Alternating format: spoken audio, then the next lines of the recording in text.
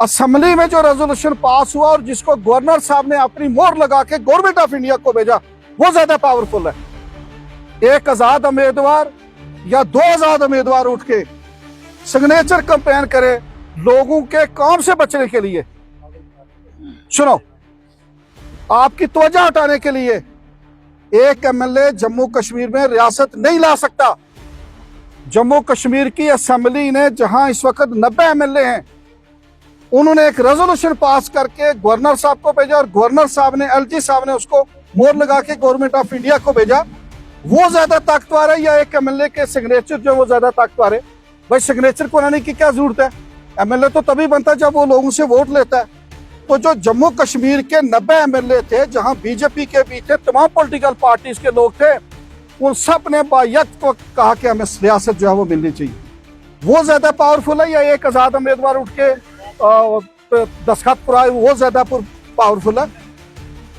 मैं देरी लोट में मुजफ्फर साहब की एक तकरीर सुन रहा था, लोग एप्लीकेशंस दे थे, वो वीडियो चली, मेरे पास आज भी है। वहां वो कह रहे थे कि लोग कह रहे थे कि ये काम भी मेरा है, ये भी है। अब ज़ाहिर है कि मैं आया हूं तो आपने 10 काम बताए हैं, हालांकि मैं आपका एमएलए नहीं हूं, लेकिन उसके बावजूद आपने 10 काम बताए। अगर 4 काम मैंने किए हैं तो आपने और बताए। ज़ाहिर है अगर 10 नहीं होंगे तो इंशाल्लाह 3-4 और तो आपके जरूर होंगे। तो वो ये कह रहे थे कि ये काम मेरे वालिद साहब नहीं कर सके तो मैं कहां से करूंगा। रिकॉर्डिंग है, मैं गलत नहीं कह रहा हूं, मैं उनकी बात कर रहा हूं। वो खुद कह रहे थे कि ये काम मेरे वालिद साहब नहीं कर सके तो मैं कहां से करूंगा। एमएलए एक कॉन्स्टिट्यूशनल अथॉरिटी होती है, मैं आपको बता दूं। एमएलए के पास बहुत बड़े इख्तियारात हैं। कोई एमएलए ये कहे कि ये काम नहीं हो सकता, सवाल ही नहीं पैदा होता। हमारा जो मुल्क का कानून है, उसने अगर सारे इख्तियारात किसी को दिए तो एमएलए को दिए। ये बात याद रखना मेरी बात। एमएलए एक कॉन्स्टिट्यूशनल अथॉरिटी है। एमएलए कभी ये कह नहीं सकता ये काम में जो है नहीं कर सकता, या मुझे फलाना अफसर नहीं मान रहा है या फलाना अफसर नहीं मान रहा। नहीं, एमएलए के पास बहुत बड़े इख्तियार होते हैं। मुझे उम्मीद है कि जिस जोश और जज्बे के साथ इस थन्ना मंडी कॉन्स्टिट्यूंसी के लोगों ने वोट दिए हैं, मुझे उम्मीद है कि इसी जोश और जज्बे के साथ काम करने चाहिए। जो यहाँ के नुमाइंदे बने उन लोगों को उनको लोगों के जो है वो काम करने चाहिए। और आने वाले वक्त में पंचायत इलेक्शन है, मेरी आपसे मोदबाना गुजारिश है, आपकी गुरुती की 2 पंचायतें, 2 के 2 सरपंच आप मुझे कांग्रेस पार्टी के दे दो। इंशाअल्लाह हर काम गुरुती का जो है वो होगा, ये मैं आपसे वादा करता हूँ। इंशाअल्लाह मुझे 2 के 2 सरपंच कांग्रेस के दे दो आप यहाँ से। इंशाअल्लाह देखना काम आपके जो है वो कैसे होते हैं, बिला लिहाज मजहब मिल्लत। इंशाअल्लाह गुरुती का हर काम जो है वो होगा इंशाअल्लाह। और दूसरा है कि हमारी कोलिशन सरकार है, ऐसी कोई बात नहीं है। हमारी इलेक्शन से पहले भी कोलिशन थी। अब ये दूसरी बात है कि हमारे साथ जो जिस पार्टी के साथ कोलिशन थी, उनके जो यहाँ के लोकल लीडर थे या उनके वर्कर थे, उन्होंने हमारे साथ अच्छा काम किया या बुरा किया वो आपके सामने है। उन्होंने ईमानदारी की है या ईमानदारी नहीं किया वो आपके सामने है, वो तो आपको पता ही है। लेकिन मैं ये कहूँगा कि हमारी कोलिशन है, हम ये चाहते हैं कि ये सरकार मजबूती के साथ चले और 5 साल चले। और जम्मू कश्मीर के लोगों ने जिस जोश और जज्बे के साथ वोट दिए हैं, उसी जोश और जज्बे के साथ इस सरकार को जो है वो लोगों के जो है वो काम करने चाहिए।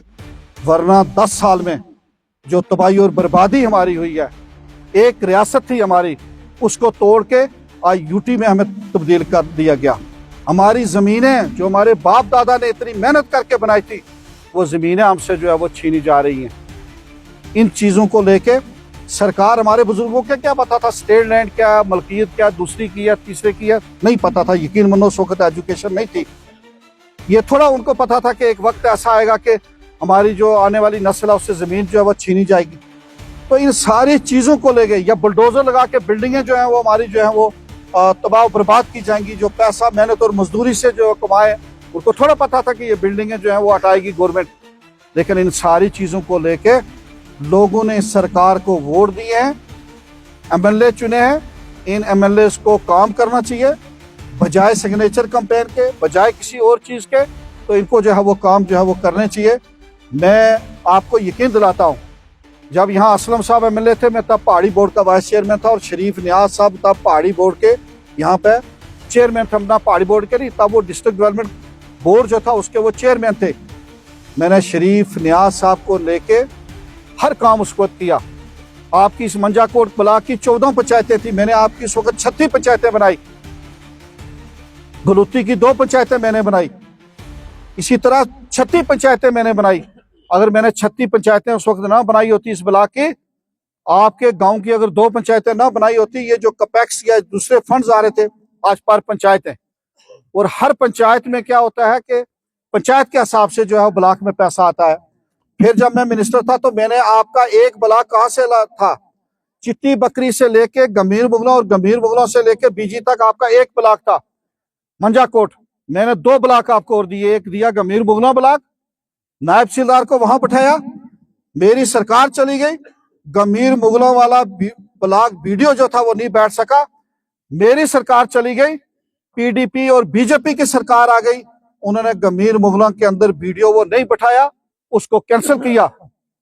मैंने दूसरा ब्लॉक दिया कहां, पंचग्राई के अंदर, पंचग्राई के अंदर मैंने ब्लॉक दिया, और आपकी मैंने कितनी रखी 24 पंचायतें, और बाकी पंचायतें जो 12 थी या जितनी भी थी वो रखी मैंने कितनी, वो रखी पंचग्राई के साथ